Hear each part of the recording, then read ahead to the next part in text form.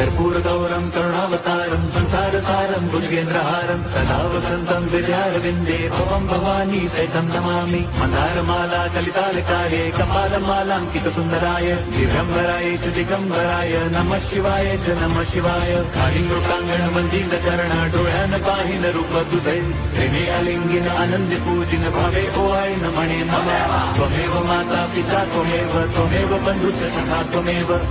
विद्या द्रवणं त्वमेव